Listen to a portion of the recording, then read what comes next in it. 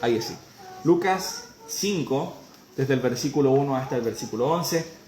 Primero que todo también mencionar, nuestro pastor está ahora en Comodoro y da gracias por sus oraciones. El camino estuvo difícil, se imaginarán por las condiciones climáticas, pero llegó sano y salvo, así que gracias a todos los hermanos que estaban preocupados orando por él. Ok, Lucas capítulo 5, el versículo 1 dice: aconteció que estando Jesús junto al lago de Genesaret, el gentío se agolpaba sobre él para oír la palabra de Dios. Y vio dos barcas que estaban cerca de la orilla del lago, y los pescadores, habiendo descendido de ellas, lavaban sus redes. Y entrando en una de aquellas barcas, la cual era de Simón, le rogó que la apartase de tierra un poco, sentándose y enseñaba desde la barca a la multitud. Cuando terminó de hablar, dijo a Simón: boga mar adentro y echad vuestras redes para pescar. Respondiendo Simón le dijo: Maestro, toda la noche hemos estado trabajando y nada hemos pescado, mas en tu palabra echaré la red. Y habiéndolo hecho, encerraron gran cantidad de peces y su red se rompía. Entonces hicieron señas a los compañeros que estaban en la otra barca para que viniesen a ayudarles. Y vinieron y llenaron ambas barcas de tal manera que se hundían. Viendo esto, Simón Pedro cayó de rodillas ante Jesús diciendo: apártate de mí, Señor, porque soy hombre pecador. Porque por la pesca que habían hecho, el temor se había apoderado de ellos y de los que estaban con él. Y asimismo de Jacobo y Juan, hijos de Zebedeo, que eran compañeros de Simón. Pero Jesús dijo a Simón: no temas, desde ahora serás pescador de hombre. Y cuando trajeron a tierra las barcas, dejándolo todo, le siguieron.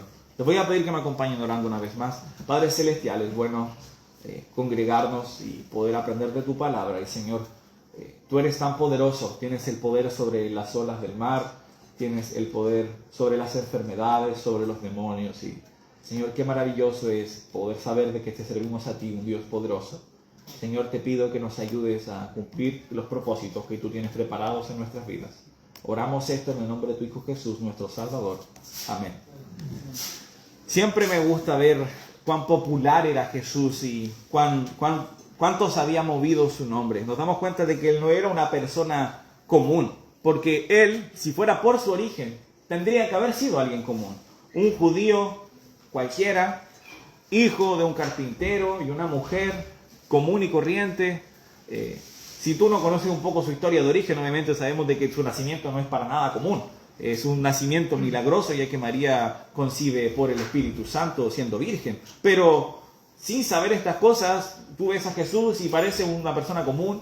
Él probablemente comenzó su ministerio a los 30 años, entonces si tú eras de su zona, le debes haber visto con su padre, probablemente ayudándole mientras él trabajaba. Era una persona común y corriente y que de la nada se vuelva un maestro y empiece a enseñar y que la gente le empiece a seguir hasta el punto en el que se agolpaban para escuchar su mensaje. Nos muestra de que él era más que simplemente un buen maestro. De hecho, muchas personas se acercaban a él porque querían ser sanados.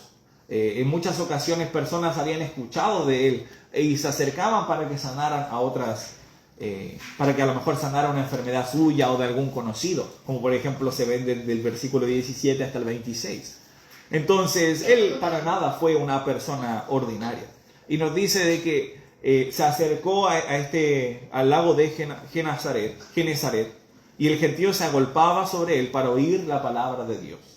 Es bonito poder escuchar esto. Ellos querían escuchar la palabra de Dios.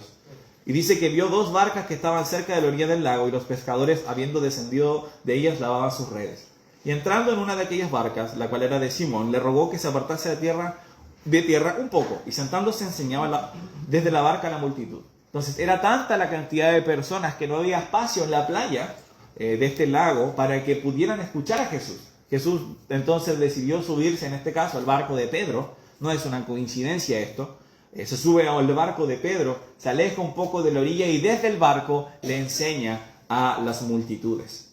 Es bueno considerar el amor y la preocupación que Jesús tenía hacia las multitudes. Ahora es verdad de que el trabajo que Jesús hacía, siempre que tú lo ves, enfocaba cada vez en grupos más reducidos. Él predicaba a las multitudes, pero también mandó a 70, de los 70 también tenemos 12 discípulos, y de los 12 discípulos también tenemos Pedro, Jacobo y Juan, que eran como unos especiales. Ellos le acompañaban a todo lado y Jesús se preocupó de enseñarles correctamente, pero eso no significa de que nosotros vamos a hacer caso omiso a las necesidades Pensaba el día de ayer, nosotros pudimos salir a repartir tratados y evangelizar en la plaza donde debían haber actividades y había un gran grupo de gente. De hecho, cuando llegamos no había tanta, pero cuando ya estábamos terminando empezó a llegar gente y fue de gran bendición poder haber repartido en ocasiones así. Yo también recuerdo cuando, por ejemplo, hubieron actividades en el parque urbano nuevo y llevamos tratados y de verdad que desaparecen. Hay mucha gente y ¿sabes qué? Mucha gente tiene necesidad de escuchar de Jesús.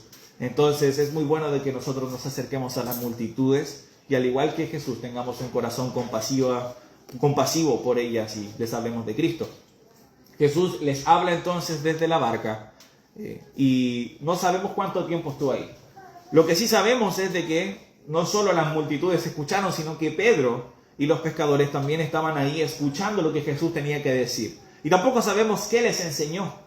Es una buena pregunta. Si tú lees los evangelios, Mateo, Marcos, Lucas y Juan, te vas a dar cuenta de que a veces Jesús repetía enseñanzas, porque recordemos de que él era un predicador que viajaba. Entonces enseñaba en una ciudad, después enseñaba en otra, y él obviamente entendiendo el corazón de las personas, sabía lo que ellos necesitaban escuchar, y enseñaba acerca de muchos temas. Es por eso que, por ejemplo, tú puedes ir a Mateo, y puedes ver como en Mateo del 5, 6 y 7 tenemos el Sermón del Monte. Jesús habló muchas cosas ahí. Y después en otras ocasiones, en otros evangelios, Jesús como que enseñara una partecita del Sermón del Monte. Y es porque, de nuevo, Jesús viajaba y fue un ministerio de varios años. Entonces tiene sentido de que él, dependiendo de los temas, enseñara una misma enseñanza en más de una ocasión. Entonces yo no sé qué habrá estado enseñando aquí. Quizás estaba enseñando las bienaventuranzas que leemos en Mateo. O quizás estaba enseñando alguna parábola. No sabemos lo que estaba enseñando, pero estuvo enseñando de la palabra de Dios. Porque eso se habían juntado a escuchar las personas. Dice que cuando terminó de hablar, dijo a Simón, boga mar adentro y echad vuestras redes para pescar. En este proceso, si tú lees un poco en qué parte de Lucas estamos, él estaba escogiendo a sus discípulos. Él estaba buscando personas que le iban a seguir. Entonces, que esa multitud haya llegado ahí, que justo le haya dicho a Pedro que le preste su barca para poder enseñar desde ahí, no es una coincidencia. Jesús estaba buscando a Pedro para que fuera su discípulo. Y esto es muy importante porque Dios tiene un propósito para cada uno de nosotros. Dios, la Biblia enseña que no quiere que ninguno perezca, sino de que todos procedan al arrepentimiento. Y Él tiene un propósito especial para cada uno de nosotros. Y yo no quiero sonar como quizás como de estas personas que son motivadores y que te dicen, no, tú eres súper especial, tienes que quererte a ti mismo. No estoy diciendo eso, no quiero que piensen eso. De hecho, no es bueno pensar así de nosotros, pero un extremo también, y se ve mucho, por ejemplo, en zonas como Puerto Aysén, donde hay mucha depresión y mucha tristeza, es pensar de que Dios no tiene nada que ver conmigo y no hay nadie en este mundo que me quiera y que yo no sirvo para nada, mejor no haber existido. Ese es el otro extremo, y eso tampoco es cierto, porque la Biblia enseña que somos creados a imagen y semejanza de Dios. Y Jesús, y Dios nos ha amado tanto que envió a Jesús a morir por ti. Entonces, a Dios sí le importas. Y eso es algo muy importante considerar. Y Dios tenía un propósito especial para Simón. En el versículo 5, dice, respondiendo Simón le dijo, maestro, toda la noche hemos estado trabajando y nada hemos pescado, mas en tu palabra echaré la red. Ahora, yo creo aquí que cuando leo esto, yo me imagino a Pedro de la siguiente manera. Algo como, Jesús, eres un gran maestro, pero el que sabe de pesca soy yo. Es decir, yo llevo años pescando. ¿Qué me vas a decir a mí? Si ustedes han podido pasar tiempo con el pastor, sabrán que le gusta mucho la pesca. Y con los años, yo ahora que he salido a pescar últimamente con él, me he dado cuenta de que sabe. No solo es que le guste, es que ha aprendido a pescar. De que sabe qué herramientas usar, sabe cómo lanzar la caña, sabe dónde lanzar la caña. Una vez íbamos a Puerto Aysén, salimos a Puerto Aysén todos los jueves. Y salimos a pescar. Él me dijo, y si salimos antes y vamos a pescar durante el camino, y paramos como en 2 o 3 lugares. Yo creo que él sacó 6, y yo no sé que ninguno, para que se hagan una idea de lo que sabe. Y no es, él sabía qué herramientas usar y sabía dónde lanzar, y me explicaba. Por ejemplo, me decía, ¿ves el otro lado, la orilla del río? ¿Ves que ahí hay sombra? y hay árboles, los peces suelen estar ahí. Y tira, y ¿sabes qué? Ahí estaban los peces. Tenía razón. O también los tipos de herramientas. Decía, mira, él me mostraba y él ocupaba una como de este tamaño, un spinner plateado. Y ese fue el que le funcionó.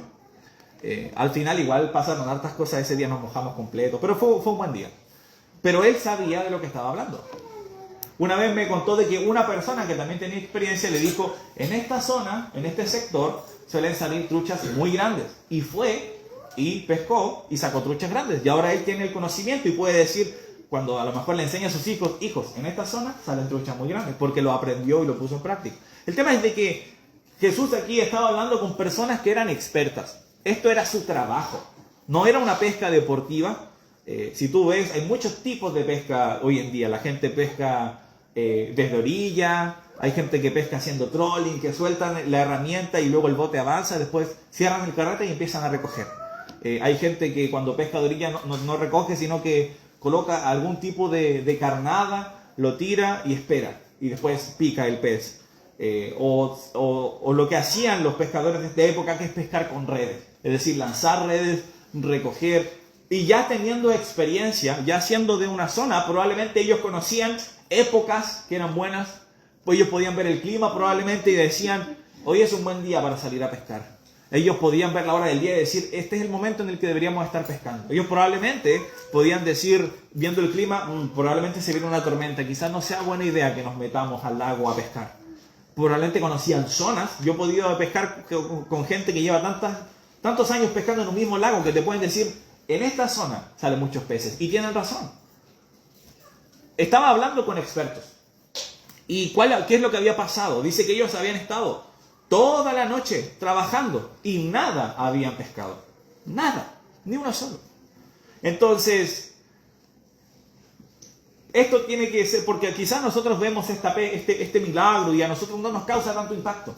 Pero a Pedro le causó tanto impacto que sintió miedo. Entonces, trato de explicar esto para que nosotros entendamos la magnitud de lo que hizo Jesús aquí. Un experto pescador le dice, Jesús, es imposible que pesques algo. Estuvimos toda la noche y no salió nada. A veces, lo aprendía de pescadores locales de la zona.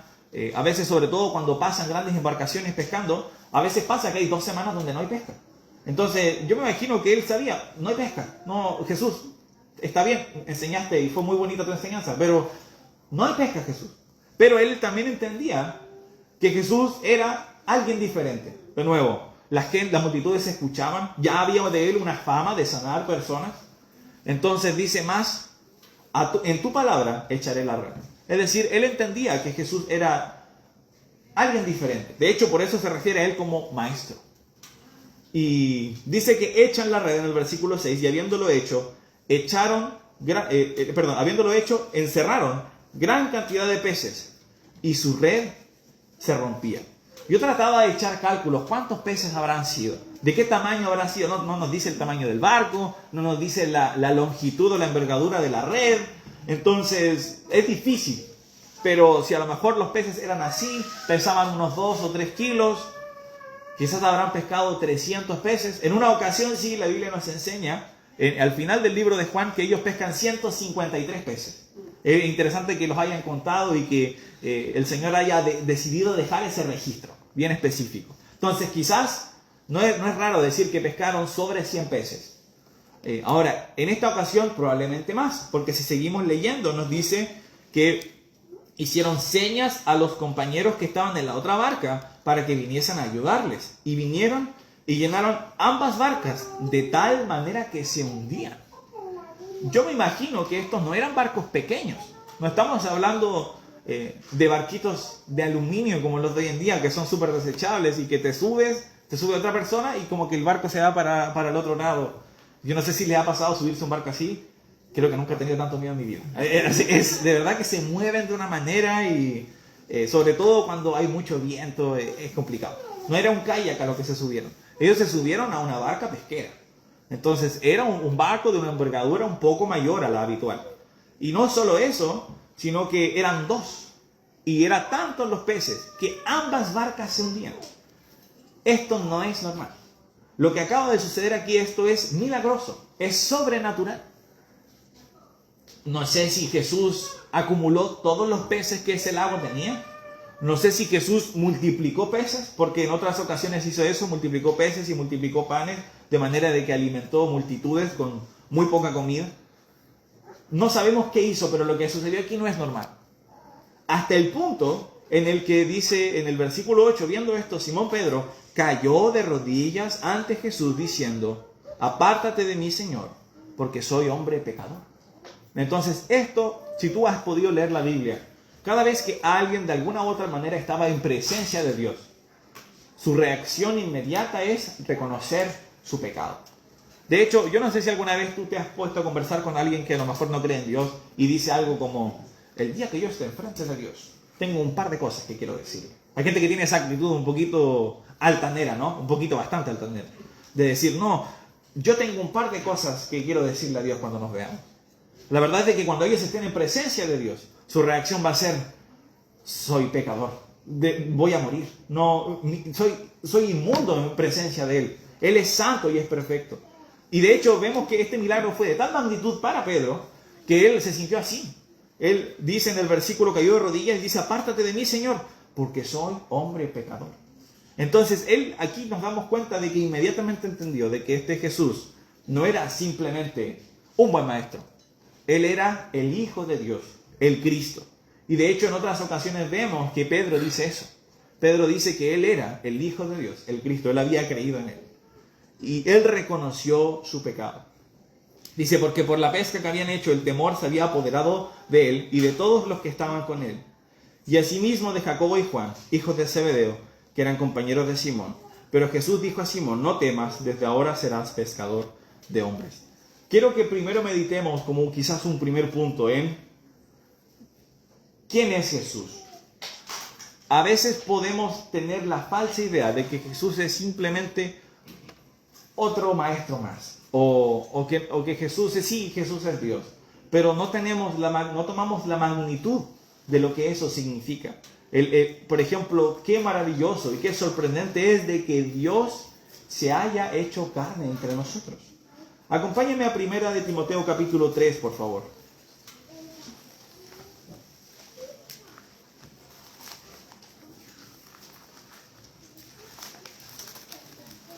Primera de Timoteo capítulo 3.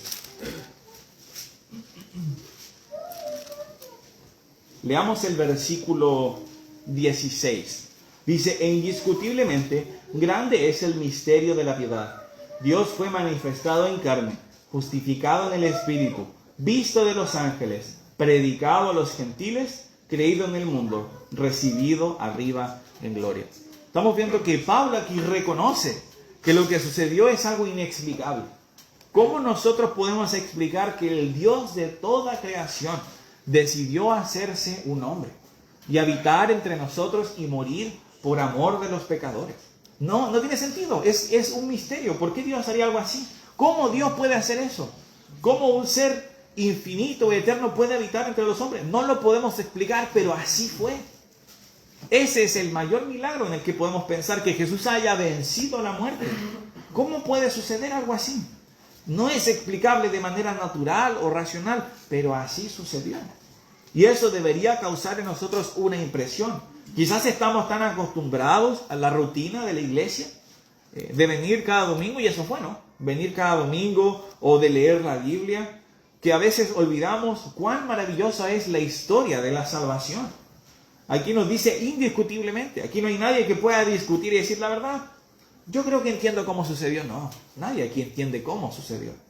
Ahora entendemos que Dios es amor, es perfecto, y Él en su amor hacia el mundo hizo esta obra milagrosa, pero es inexplicable. Y debería causar en nosotros este asombro cada vez que escuchamos la historia de la salvación. Si usted es un predicador del Evangelio, si tú eres alguien que como Pedro es un pescador de hombres, quizás el Evangelio te está saliendo muchas veces de tu boca todas las semanas. Y eso debería ser así. Todos deberíamos estar hablando a otros acerca de Jesús. Y que no suceda de que cuando tú estás diciendo este mensaje se vuelva algo trivial. Es algo maravilloso. Es la mejor historia que tú puedes contar. Siempre debería causar algo en ti este mensaje. Si tú realmente dimensionas cuán grande es el sacrificio que Dios ha hecho por nosotros. Jesús, cuando sanó, demostró que Él tenía poder sobre muchas cosas. De hecho, si me puedes acompañar en Lucas capítulo 5, pero el versículo 22, 23 y 24. Bueno, vamos a leer desde el 20 en adelante también. La historia aquí es un hombre paralítico que Jesús enseñaba en una casa y estaba tan llena la casa que no había cómo entrar. Entonces, hombres movieron a este hombre paralítico al techado y le descendieron y quedó enfrente de Jesús. Y dice el versículo 20, al ver la fe de ellos, le dijo: hombre, tus pecados te son perdonados. Entonces los escribas y los fariseos comenzaron a cavilar, diciendo: ¿quién es este que habla blasfemias? ¿Quién puede perdonar pecados sino solo Dios? Jesús, conociendo los pensamientos de ellos, respondiendo les dijo: ¿qué caviláis en vuestros corazones? ¿Qué es más fácil decir tus pecados te son perdonados, o decir levántate y anda? Pues que para que sepáis que el Hijo del Hombre tiene potestad en la tierra para perdonar pecados, dijo al paralítico: a ti te digo, levántate, toma tu lecho y vete a casa. Nosotros nos maravillamos y nos sorprendemos y nos gustaría quizás podido haber visto todos estos milagros que Jesús hizo, ¿no? Habría sido algo sorprendente poder ver, por ejemplo, cuando Lázaro salió de la tumba, o haber podido ver cómo Él sanaba a un hombre ciego, o cuando le sanó la mano seca a un hombre en el templo. Podríamos pensar en estas cosas y decir qué maravilloso habría sido estar ahí y verlo y presenciarlo. Pero lo que Jesús está diciendo aquí es que es aún más sorprendente que Dios perdone los pecados de alguien. Y eso sí lo podemos experimentar el día de hoy. Nosotros, cada vez que tú ves que una persona ha creído en Jesús y ha depositado su confianza en Él, esa persona tiene vida eterna. Y ahí tú estás contemplando algo milagroso y maravilloso. Y no le damos el peso que le corresponde. Es por eso de que cuando este hombre desciende, Jesús le perdona los pecados ahí mismo.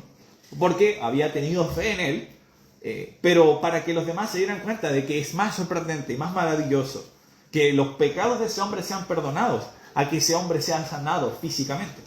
Y después también le sana físicamente. Entonces, los milagros que Jesús hace y que muestra son para que nosotros entendamos quién es Él y dimensionemos y podamos creer en Él. Quizás lo he comentado contigo alguna vez, pero a mí me gusta mucho, cuando predico el Evangelio, mencionar los milagros de Jesús y las cosas que Él hacía.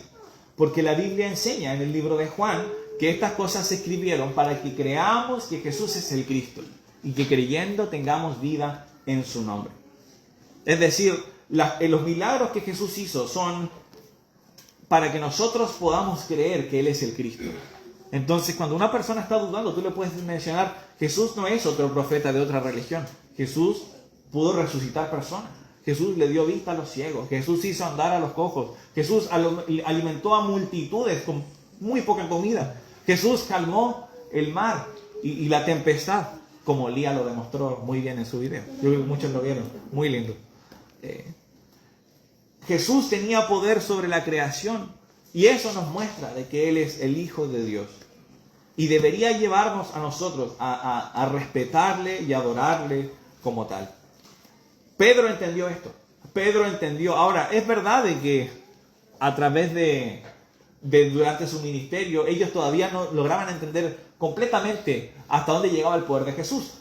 Pero hasta aquí ya habían entendido. Él no es otro maestro más. Por eso Él se dijo: apártate de mí porque soy hombre pecador. Ahora, como un segundo punto, ¿qué es lo que Jesús quería de ellos? En el versículo 10 de Lucas 5, dice: no temas, desde ahora serás pescador de hombres. Jesús tenía un propósito especial para cada uno de ellos. En el caso de sus discípulos, era seguirles. Ellos iban a ser luego los apóstoles que iban a cambiar el mundo. He podido leer un poco y he podido ver videos al respecto, y algunos creen que los apóstoles eran personas muy jóvenes, muy jóvenes. De hecho, cuando tú ves a lo mejor alguna imagen de la historia de cómo a lo mejor se veía Pablo, o cómo se veía Pedro, cómo se veía Juan, es porque son las imágenes que salieron mucho después, o las imágenes o las ilustraciones que la gente hacía mucho después. Pero posiblemente eran gente joven, gente que quizás incluso eran adolescentes. En una ocasión, cuando entran al templo, solo pagan tributo Pedro y Jesús. Lo que da a entender que quizás los otros eran hasta niños. Es decir, 15, 16. El punto es este. ¿Cómo jóvenes así iban a poder cambiar el mundo? Hoy en día el cristianismo está en muchas partes. Y muchas personas han podido ser salvas por el trabajo que Dios hizo a través de estos 11. Ahora, esto es porque Dios tenía un propósito especial para cada uno de ellos y también para ti. Quizás, ¿cuántas cosas podrías hacer tú y ni siquiera te has puesto a pensar? Ahora, no es porque tú digas, oh, tienes razón, hermano Nacho, yo soy excelente, soy muy bueno para hablar. No, no se trata de tus talentos ni tus dones, pero ¿cuántas cosas puede hacer Dios a través de ti si tú dices, yo quiero ser utilizado en tus propósitos? Quizás, ¿cuántas personas van a poder ser salvas? Quizás Dios quiere que tú estés sirviendo como el pastor en una iglesia. ¿Y cuántas iglesias vas a poder comenzar alrededor de la región? Quizás Dios está tocando tu corazón para que tú puedas ser un misionero. Y quizás cuántas personas como el pastor decía el miércoles que habló de los obreros, Cabo Verde. ¿Cuántas personas en Cabo Verde van a poder ser salvas por tu predicación? Dios cambió el mundo entero a través de 11 jóvenes. Y es porque ellos decidieron seguir a Jesús.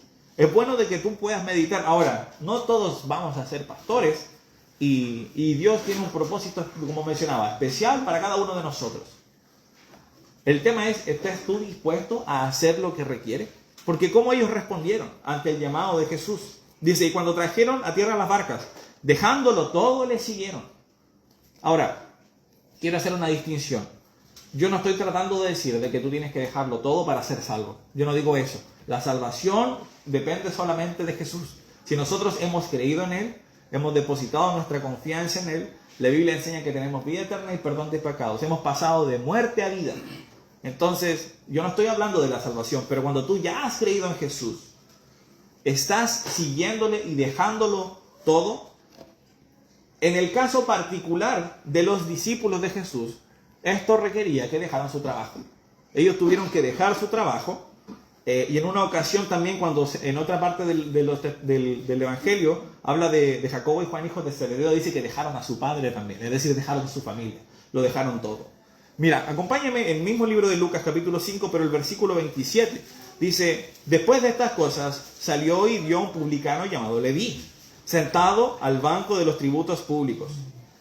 Y le dijo, sígueme. ¿Qué dice el 28? Y dejándolo todo, se levantó y le siguió. Esto también requería de que Leví le siguiera, y seguirle significaba, en este caso, dejar su trabajo. Ahora, eso yo no estoy diciendo, hermanos, ustedes tienen que dejar su trabajo y dejar a sus familias. No estoy diciendo eso. Pero en el caso particular de los discípulos, seguir a Jesús y seguir siendo pescadores no era posible, porque Jesús tenía que viajar. Jesús tenía que estar enseñando, y el método para enseñarles a los discípulos era que ellos le acompañaran. Entonces no era compatible ser un pescador y ser un discípulo de Jesús. Entonces, esto requiere que nosotros examinemos nuestras vidas y digamos, ¿es compatible lo que estoy haciendo con el propósito con el que Jesús me ha llamado? Ahora, posiblemente sí. Si Dios te ha llamado a ser una persona activa en tu iglesia, sirviendo en tu comunidad y predicando el evangelio a las personas, entonces es compatible con tu trabajo. Pero en el de los discípulos no. Pedro no podría haber dicho, Jesús, sí te quiero seguir, pero no viajemos tanto porque igual tengo que pescar y yo tengo mis redes y tengo mi barco. No podemos hacer eso. No podemos aferrarnos a las cosas que de alguna u otra manera nos detienen. Nosotros tenemos que dejarlo todo y seguir a Jesús si queremos cumplir los propósitos que Él tiene en nosotros. Los discípulos no habrían podido haber, como decía en el libro de Hechos, llenado a Jerusalén con su doctrina si ellos hubieran dicho, pero sigamos pescando. O Leví hubiera dicho, es que Jesús, yo como cobrador de impuestos gano bastante, entonces no puedo, hasta les podría ayudar, los podría financiar. No puedo, quizás cuando tú estés en Jerusalén te sigo, pero si tú vas a salir de aquí, entonces ahí yo me tengo que quedar. No, seguir a Jesús requería dejarlo todo y seguirle, y ellos lo hicieron. Entonces, yo creo que si le preguntara a todos aquí quieren seguir a Jesús, como un niño en una clase dominical, le dirían, sí, yo quiero seguir a Jesús. Ahora la pregunta es, ¿estás dispuesto a dejarlo todo? Probablemente no. Y yo no lo digo apuntando con el dedo. Si me preguntas a mí, muchas veces yo me hago esa pregunta. Si Dios quisiera que yo fuera a Turquía a ser un misionero, ¿estoy dispuesto a dejarlo todo para ir a Turquía y ser un misionero? Me cuesta decir que sí. No es fácil. Y es normal que no sea fácil. Pero nos damos cuenta de que si realmente queremos cumplir el propósito de Dios en nuestras vidas, entonces así tiene que ser. Tenemos que estar dispuestos a decir, Señor, lo dejo todo. Voy a hacer lo que tú quieras. Eso, de nuevo, no significa que todos vamos a estar sirviendo a tiempo completo. Pero significa de que si Dios lo quisiera así, tenemos que decir, bueno, Señor, que así sea.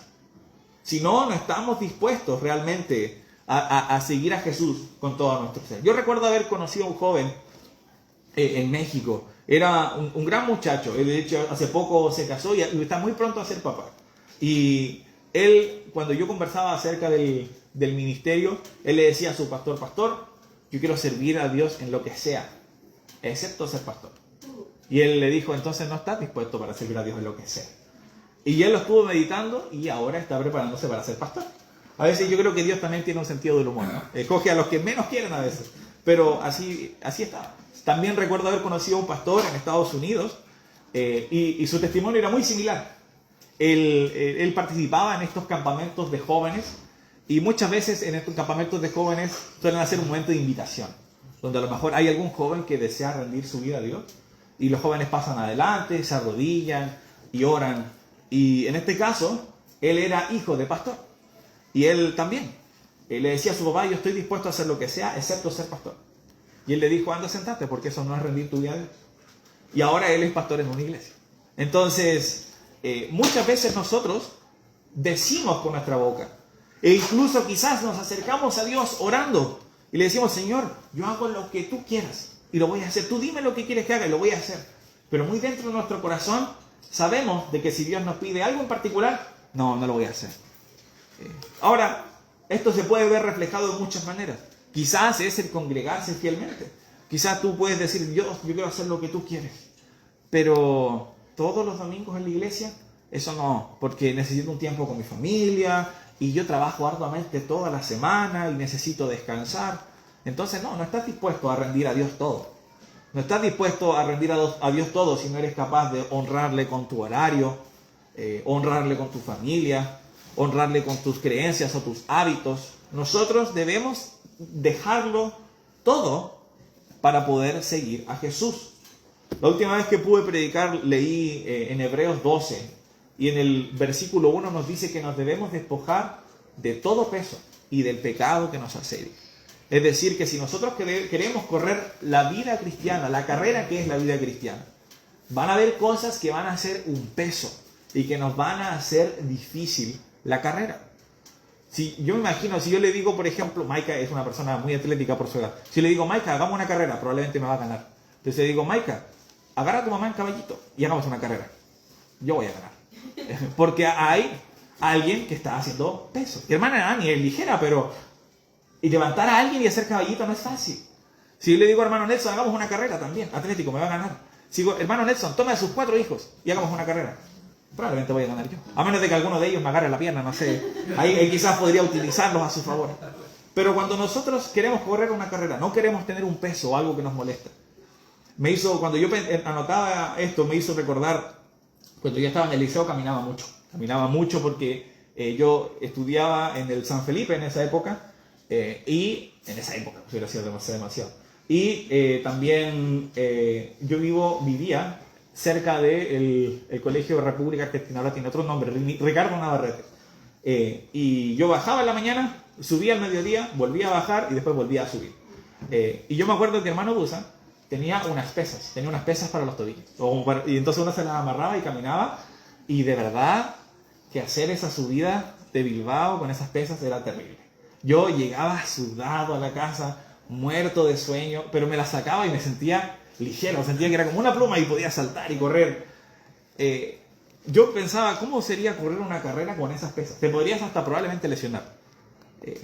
Dios no quiere que nosotros corramos la vida cristiana amarrados con grilletes y con cadenas, tratando de llevarlos, y voy a seguir a Jesús, pero también quiero llevar estos pecados o estas cosas que me están de alguna u otra manera deteniendo. De nuevo, no necesariamente es algo malo. Ser pescador no es malo. En este caso, ellos vivían de eso. Y es un trabajo honrado y un trabajo sacrificado. Y yo admiro a las personas que son pescadoras. Pero en el caso de ellos, ser pescador les impedía seguir a Jesús. Y ellos dijeron, lo vamos a dejar todo. Y vamos a seguir a Jesús. Entonces, ¿qué cosas en tu vida están impidiendo que tú sigas a Cristo? Se están colocando enfrente de ti y están diciendo, no puedes seguir a Jesús por completo. Si Dios quiere, de nuevo, Dios quiere que tú seas un esposo que ama a su esposa y que guía a sus hijos en obediencia y en temor a Dios. Pero hay algo que lo está impidiendo, quizás un hobby. No hay algo malo en tener un hobby. De hecho, sería muy bueno que tú tengas uno y de alguna u otra manera puedas tener un tiempo libre para descansar. Pero si eso está deteniendo tu caminar con Cristo, debes dejarlo. Acompáñame por favor a Efesios capítulo 2. Efesios capítulo 2.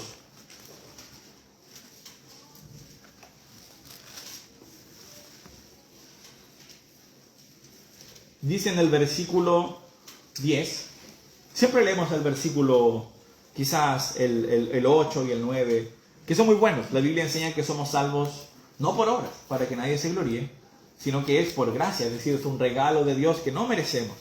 Y no es por un mérito que nosotros hayamos hecho, sino por el mérito que Él ya hizo muriendo en la cruz. Pero en el 10 dice, porque somos hechura suya, creados en Cristo Jesús para buenas obras, las cuales Dios preparó de antemano para que anduviésemos en ellas. Es decir, Dios tiene cosas preparadas para que tú y yo hagamos. Dios puede hacer cosas contigo. Quizás, como les mencionaba, quizás tú puedes decir, claro, porque yo soy muy especial y muy... No es bueno pensar así. Pero quizás tú estás en el otro extremo. Y yo he conocido gente así que dice, ¿pero qué puede hacer Dios conmigo? Yo no puedo servirle para Dios en algo. ¿Cómo? Si yo no soy capaz.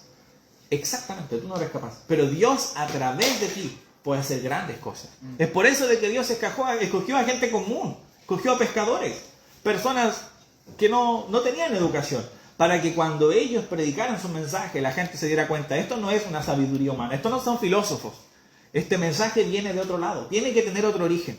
Y es por eso que la enseñanza de los discípulos tuvo tanto impacto en el principio.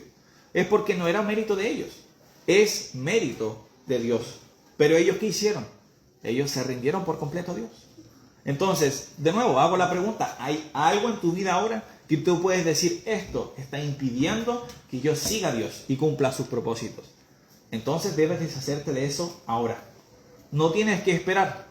Si no, vas a llegar al final de tu vida y vas a decir, podría haber hecho tanto más. Qué vida desperdiciada porque no cumplí el propósito que Dios tiene en mi vida. Yo me pregunto, ¿cuántos cristianos hay hoy en día que viven vidas sin éxito en cuanto a lo que la Biblia refiere como a éxito? Que quizás Dios podría haber trastornado tantas vidas a través de ellos, o que quizás ellos podrían haber impactado grandemente en su iglesia o en sus familias, pero decidieron quedarse en la retaguardia.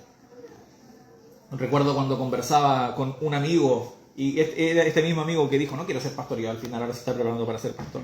Y cuando estaba conociendo a él a una muchacha, la chica le dijo, yo no quiero quedarme en la iglesia calentando la silla, dijo.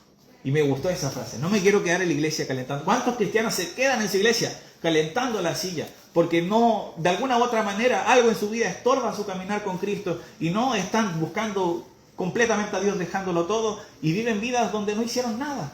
Donde quizás fueron cristianos que van a la iglesia todos los días y leen la Biblia, quizás de vez en cuando, oran a veces, pero no lograron nada.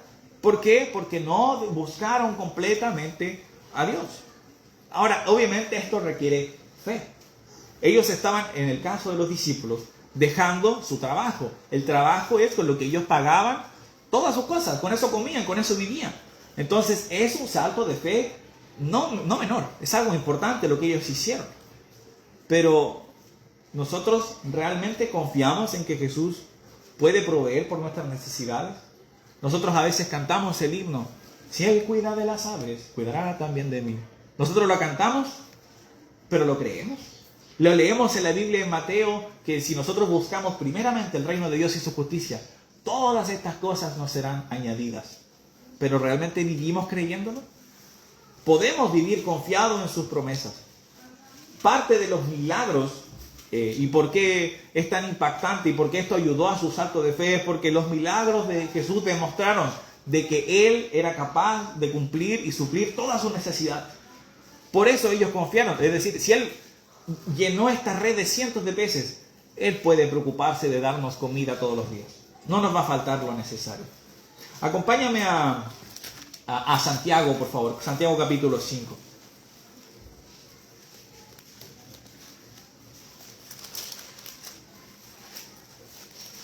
Meditaba esto el día jueves con los hermanos en Puerto Aysén.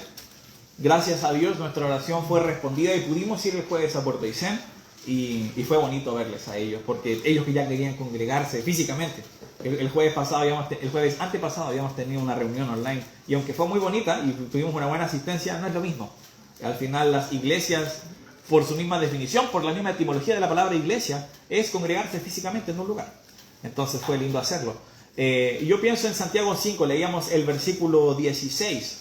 Dice: confesaos vuestras ofensas unos a otros y orad unos por otros para que seáis sanados. La oración eficaz del justo puede mucho. Ellos tenían a Jesús al lado de ellos. Entonces, ellos podían verbalmente hablar con Él y decir: Jesús, necesitamos esto o aquello. Ahora, nosotros también podemos hablar directamente con Dios. Y podemos acercarnos a Él. Y si nosotros realmente creemos que el mismo Dios que obró milagrosamente en la vida de Jesús es el Dios al que ahora nosotros estamos hablando, el mismo Dios que le levantó de entre los muertos es al que nosotros nos acercamos cada vez que oramos, entonces podemos encomendar las cosas en oración y Él va a responder con lo que nosotros necesitamos. Vamos a leer un último versículo para ya ir terminando. En Romanos capítulo 8. Romanos